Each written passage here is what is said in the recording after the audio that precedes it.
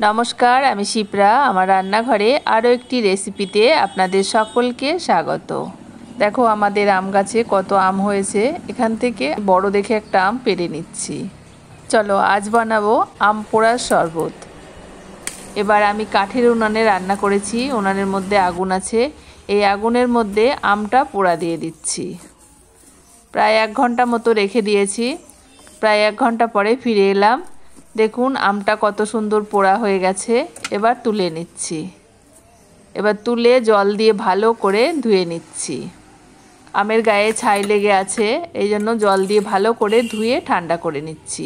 এবার আমটা ছুলে আমের থেকে আমের শাঁসটা বের করে নিচ্ছি। দেখো আমটা কত সুন্দর পোড়া হয়েছে। কাঠের উনানে পোড়ালে তার স্বাদটা একটু বেশি হয়। এই গরমের দুপুরে আম পোড়া শরবত খেতে ভীষণ ভালো লাগে। এভাবে আপনারাও একদিন আম পোড়া শরবত বানিয়ে খেয়ে দেখুন, খুব ভালো লাগবে। আপনাদের কাছে যদি কাঠের উনানে পোড়ানোর ব্যবস্থা না থাকে তাহলে আপনারা গ্যাসেও পুড়িয়ে নিতে পারেন বা আমটা সিদ্ধ করে নিতে পারেন। স্বাদটা একটু আলাদা হবে, কিন্তু তাও ভালো লাগবে খেতে।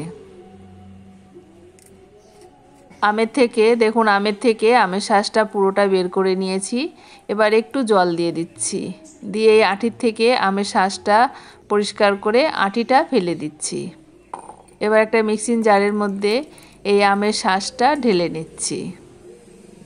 ঢেলে দিয়েছি। এবার এর মধ্যে দিয়ে দিচ্ছি স্বাদ অনুযায়ী লবণ, 1 চামচ চিনি আর একটু পুদিনা পাতা দিয়ে এবার এটা পেস্ট করে নিচ্ছি। এবার একটা থালার উপরে দিয়ে দিচ্ছি 1 চামচ চিনি আর একটু লঙ্কার গুঁড়ো।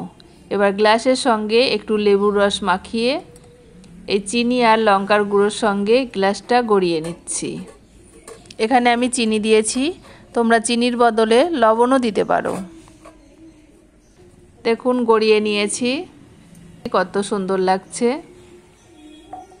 এবার এই গ্লাসের মধ্যে দিয়ে দিচ্ছি কয়েক টুকরো বরফ কুচি আর যে আমের শাঁসটা আমি পেস্ট করে রেখেছি সেটা ঢেলে দিচ্ছি।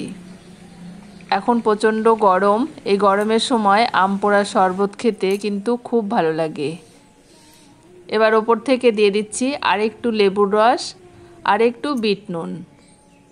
আজকের এই আম পোড়া শরবত রেসিপিটি আপনাদের কেমন লাগলো অবশ্যই কমেন্ট করে জানাবেন।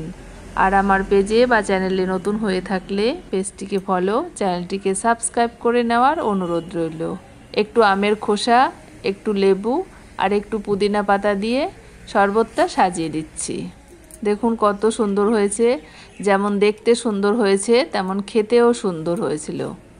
এই গরমের দুপুরে এইরকম 1 গ্লাস আম পোড়া শরবত খেলে প্রাণটা একবারে জুড়িয়ে যাবে। আপনারাও এভাবে আম পোড়া শরবত বানিয়ে খেয়ে দেখুন, আশা করি ভীষণ ভালো লাগবে। আজ এ পর্যন্তই, আবার দেখা হবে অন্য কোনো রেসিপির সাথে। ততক্ষণ সকলে ভালো থাকবেন। ধন্যবাদ।